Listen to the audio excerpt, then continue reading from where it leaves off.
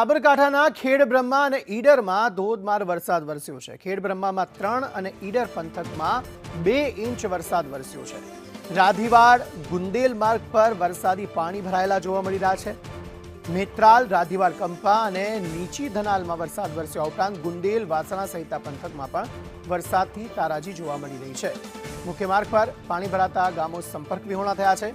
ભારે વરસાદને પગલે ખેતરો બેટમાં ફેરવાયા છે।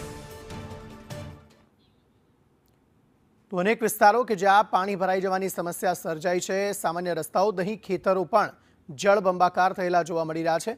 જિલ્લામાં સાર્વત્રિક વરસાદ વરસ્યો છે। છેલ્લા 4 કલાકમાં સૌથી વધુ ખેડબ્રહ્મા વિસ્તારમાં 3 ઇંચ જેટલો વરસાદ ખાબક્યો છે, જ્યારે ઈડર પંથકમાં પણ 2 ઇંચ જેટલો વરસાદ ખાબક્યો છે।